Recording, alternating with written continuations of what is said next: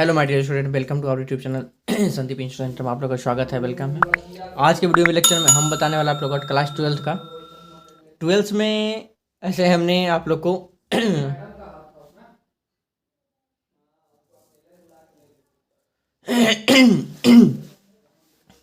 Hello my dear student, welcome to our YouTube channel Sandeep institute में आप लोग का स्वागत है। वेलकम है। आज के वीडियो लेक्चर में हम बताने वाले अपना क्लास 12th का फिजिक्स का क्वेश्चन है। फिजिक्स में आज हमारा जो चैप्टर चलने वाला है ट्रांसफार्मर के बारे में कुछ क्वेश्चन हमने आप लोग के लिए वीवीआई क्वेश्चन गेस किया है, तो आज हम इसी के बारे में देखेंगे।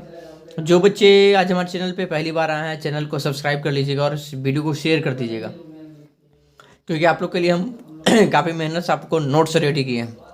ये नोट्स आप लोग के लिए हम रेडी करके लाए हैं, तो उम्मीद करेंगे आप लोग चैनल पर सब्सक्राइब जरूर कर सकते हैं और शेयर कर दीजिएगा वीडियो को, ठीक है। तो अभी हम देखने वाले ट्रांसफार्मर में कुछ क्वेश्चन, आइए देखते हैं। अरे ट्रांसफार्मर, सबसे पहले ट्रांसफार्मर होता क्या ये है।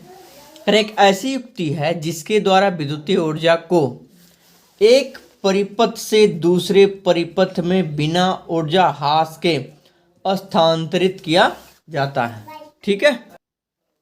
तो इसका सिद्धांत क्या है। ट्रांसफार्मर जो है अन्योन्य प्रेरण के सिद्धांत पर कार्य करते हैं। देखिए, एक नंबर क्वेश्चन आपको इससे ही पूछ सकता है कि ट्रांसफार्मर किस सिद्धांत पर कार्य करते हैं, तो हम याद रखेंगे अन्योन्य प्रेरण के सिद्धांत पर कार्य करती है। एक नंबर क्वेश्चन आपका ऐसे बन जाता है, ठीक है। ट्रांसफार्मर प्रतिवर्ती वोल्टता को बढ़ाने अथवा घटाने में प्रयुक्त की जाने वाली युक्ति है। वोल्टता को ट्रांसफार्मर से आप देखते हो कि नॉर्मल वोल्ट आपका जो इलेक्ट्रिक वाला होता है, ट्रांसफार्मर लगा होता है, तो क्या होता है 11,000 वाले कनेक्शन से सेटिंग होता है उसका 11,000 या 33,000 से। वो क्या करता है, उसको कन्वर्ट करके कम करके वो 440 वोल्ट पे लाता है। 440 वोल्ट वाले जो हम लोग यूज करते हैं घरों में, जो लाइट वाइट के यूज होता है ना जलाने में, वो हमारा 440 वोल्ट ही होता है। तो ट्रांसफार्मर जो है वोल्ट को कम करने के लिए यूज होता है, ठीक है। उच्च वोल्ट से निम्न वोल्ट करता है वो। पहला कह रहा है सेटअप अप ट्रांसफार्मर जो है दो प्रकार के होता है। पहला प्रकार है ट्रांसफार्मर का, अगर पूछेगा ट्रांसफार्मर कितने प्रकार के होते हैं, ट्रांसफार्मर जो होते हैं टोटल दो प्रकार के होते हैं। पहला जो है कह रहा है सेट अप ट्रांसफार्मर, ऊंचाई ट्रांसफार्मर, ठीक है। दूसरा है कह रहा है सेट अप डाउन ट्रांसफार्मर, उपाचयी ट्रांसफार्मर। तो अगर कह रहेगा कि ऊंचाई ट्रांसफार्मर यानी सेटअप ट्रांसफार्मर क्या है, स्टेप ट्रांसफार्मर क्या है, तो कह रहे इसके द्वारा निम्न वोल्ट वाली प्रबल प्रतिधारा के उच्च वोल्टेज वाली निम्न धारा में बदला जाता है। मतलब हाई वोल्ट से निम्न वोल्ट में, ठीक है, बदला जाता है।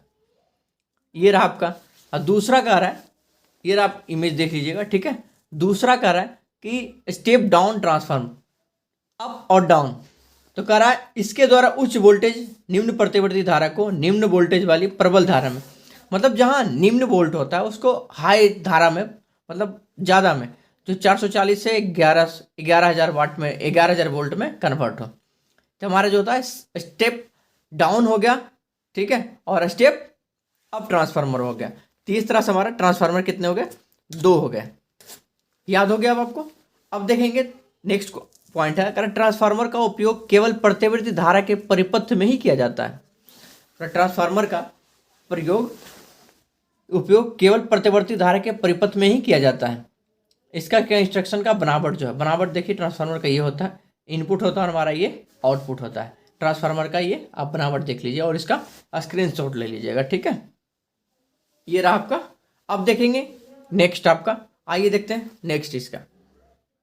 कह रहे ट्रांसफार्मर में नरम लोहे की परतदार कोड होती है। ट्रांसफार्मर में क्या होता है, नरम लोहे की परतदार एक कोड होती है जिस पर तांबे की दो कुंडलियां लपेटी रहती है। तांबे की जो ऐसे करके लपटा नहीं रहता है, गोल गोल गोल गोल ऐसे लपटा रहता है, उसे लपटी रहती है। जो कुंडली से प्रतिवर्ती धारा निवेश को जोड़ा जाता है उसे प्राइमरी कॉइल, तथा जिस कुंडली से आउटपुट लिया जाता है उसे सेकेंडरी कॉइल भी कहा जाता है।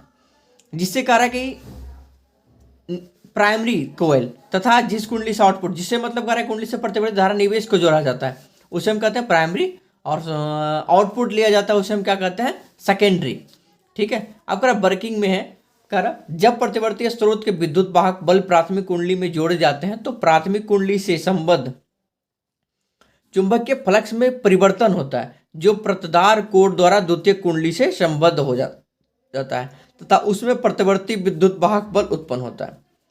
माना कि प्राथमिक और द्वितीयक कुंडली के में फेरों की संख्या NP तथा NS है, तो उसमें संबद्ध चुंबकीय फ्लक्स जो होगा 5P तथा 5S है।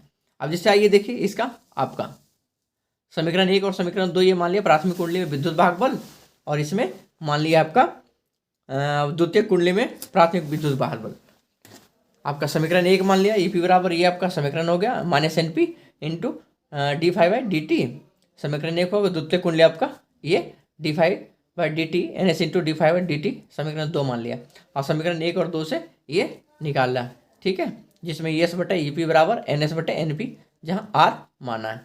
R को क्या कहते हैं हम, ट्रांसफार्मर का रेशियो और टर्न रेशन कहा जाता है, ठीक है। अब कह रहा है स्टेप अप ट्रांसफार्मर के लिए जो है ये आपका रह जाएगा और स्टेप डाउन ट्रांसफार्मर के लिए ये आपका रह जाएगा, ठीक है।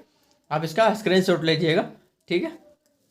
अब देखते हैं इसका आगे, कर आइडल ट्रांसफार्मर के लिए जिससे कोई ऊर्जा हानि नहीं हो जाती, वो कर प्राथमिक कुंडली में शक्ति बराबर द्वितीय कुंडली में शक्ति, प्राथमिक कुंडली में शक्ति बराबर द्वितीय कुंडली में शक्ति, ये आपका इसका इक्वेशन आप देख लीजिएगा, ठीक है। अब देखेंगे नेक्स्ट पॉइंट इसका, आइए देखते हैं। अब इसका नेक्स्ट है, कारण ट्रांसफार्मर में ऊर्जा का क्षय रूप में होता है, क्षय रूप में होता है, ये रहा। अब देखिए इसमें एक पहला क्वेश्चन बनता है ताम्र क्षय कॉपर लॉस क्या है, ताम्र क्षय क्या है या ताम्र क्षय किसे कहते हैं। तो इसका आंसर आपका रहेगा, कारण प्राथमिक एवं द्वितीय कुंडली के तार में धारा प्रवाहित करने पर विद्युत ऊर्जा का रूपांतरण उष्मीय ऊर्जा में होता है। किसमें होता है, उष्मीय ऊर्जा में होता है। विद्युत ऊर्जा के इस क्षय को ही हम ताम्र क्षय कहते हैं, इसी को हम क्या कहते हैं, ताम्र क्षय कहते हैं, ठीक है। ये आपका हो गया ताम्र क्षय। अब क्वेश्चन नंबर नेक्स्ट आपका इसी का दूसरा पूछता है, दूसरा लौह क्षय, आयरन लॉस, आयरन लॉस या लौह क्षय किसे कहते हैं। क्रोध से संबद्ध चुंबकीय फ्लक्स में परिवर्तन के कारण इडी करंट प्रेरित होता है जिससे विद्युत ऊर्जा का क्षय होता है, इस क्षय को लौह क्षय कहते हैं। इस क्षय से बचाने के लिए ट्रांसफार्मर के क्रोड को परतदार बनाया जाता है। ये क्वेश्चन देखिए पूछता है कि लोहे का जो होता है परतदार क्यों होता है, ट्रांसफार्मर का क्रोड परतदार क्यों होता है, ठीक है। ये आपका क्वेश्चन पूछता है, इसका भी आप लोग का आंसर हमारे चैनल पे अपडेट है, ऑलरेडी देख लीजिएगा प्लेलिस्ट में जाकर के। आपका 2023 12 2023 और 10th 2023 में जितने सारे वीडियोस में आप लोग का अपलोड है, जो कि इंपॉर्टेंट क्वेश्चन है, ठीक है। नेक्स्ट पॉइंट है फ्लक्स क्षरण, फ्लक्स लीकेज किसे कहते हैं। तो प्राथमिक कुंडली में द्वितीय कुंडली से चुंबकीय बल रेखाएं पूर्णतः नहीं गुजरता बल्कि अंशतः वायु से होकर गुजरता है, इसे हम फ्लक्स क्षरण कहते हैं, इसे हम क्या कहते हैं, फ्लक्स क्षरण कहते हैं। इसी का देखिए नेक्स्ट पॉइंट आपके आता है कि शैथिल्य क्षय क्या है। शैथिल्य क्षय कह रहा है ट्रांसफार्मर के कुंडली से, ट्रांसफार्मर के कुंडली से प्रतिवर्ती धारा प्रवाहित होती है जिससे लौह क्रोड चुंबकन चक्र से गुजरता है और प्रत्येक पूर्ण चक्र में विद्युत ऊर्जा का ह्रास होता है। इससे बचाने के लिए सिलिकॉन लोहा का क्रोड का प्रयोग होता है, लोहा के क्रोड का प्रयोग होता है। ये था देखिए। अब नेक्स्ट है थॉमसन इफेक्ट क्या है, ये भी पूछता है थॉमसन इफेक्ट। तो थॉमसन इफेक्ट कर रहा है जब किसी धातु के क्षण में, जब किसी धातु के क्षण में जिसकी विभिन्न भाग विभिन्न ताप पर है विद्युत धारा प्रवाहित की जाती है तो क्षण की पूरी लंबाई में ऊष्मा का अवशोषण अथवा उत्पादन होता है। इस प्रभाव को हम क्या कहते हैं, थॉमसन प्रभाव। थॉमसन प्रभाव देखिए VVI क्वेश्चन, इसको भी नोट करिए, थॉमसन प्रभाव किसे कहते हैं। अब कह रहा है कि थॉमसन प्रभाव उत्क्रमणीय है, अर्थात धारा की दिशा को विपरीत करने पर प्रभाव भी विपरीत हो जाता है, अर्थात जो भाग पहले ऊष्मा का अवशोषण करता था वह ऊष्मा का उत्पादन करने लगता है और जो भाग ऊष्मा का उत्पादन करता था वह ऊष्मा का अवशोषण करने लगता है, ठीक है। ये रहा आपका थॉमसन प्रभाव का इफेक्ट। अब इसमें देखिए एक क्वेश्चन पूछता है सीबेक प्रभाव क्या है। तो सीबेक प्रभाव हम जानेंगे, कह रहा है जब दो विभिन्न धातुओं के तारों को, कह रहा है जब दो विभिन्न धातु के तारों को संधि बनाकर एक संधि को बर्फ में रखा जाए तथा दूसरे संधि को गर्म किया जाए तो परिपथ में क्षीण विद्युत धारा प्रवाहित होने लगती है। इस प्रभाव को हम क्या कहते हैं, सीबेक प्रभाव कहते हैं। इसी प्रभाव को हम क्या कहते हैं, सीबेक प्रभाव कहते हैं। कह रहा है कि परिपथ में प्रवाहित धारा का ताप वैद्युत धारा तथा परिपथ में उत्पन्न विद्युत भाग बल को ताप वैद्युत बल कहा जाता है। असमान धातुओं से बने इस युग्म को ताप वैद्युत युग्म भी कहते हैं, ताप वैद्युत युग्म कहते हैं। इसमें क्वेश्चन देखिए पूछता है कि पेल्टियर प्रभाव क्या है। कह रहा है यह प्रभाव सीबेक प्रभाव का विलोम है, मतलब उल्टा है। रिवर्स है, जब दो विभिन्न धातुओं के संधि से धारा प्रवाहित करा जाती है तब संधि पर या तो ऊष्मा का उत्पादन होता है या तो शोषण होता है। यह प्रभाव जूल नियम के अनुसार उत्पन्न ऊष्मा से एकदम भिन्न है। किसी संधि से होकर यदि एक दिशा में धारा बहने से ऊष्मा का उत्पादन होता है तो दूसरी दिशा में धारा के बहने पर ऊष्मा का शोषण होता है। ये रहा आपका इसका पिक्चर, आप नोट कर लीजिएगा, ठीक है। ये रहा ठंडा और गर्म है, और धारा है ये लोहे का आपका तार है, और ये वाला क्या है तांबे का तार है। ये जो इतना दूर है वो हमारा क्या है लोहे का तार है, और ये हमारा क्या है तांबे का तार है। ये आपका ठंडा और ये हमारा क्या है गर्म है, ठीक है।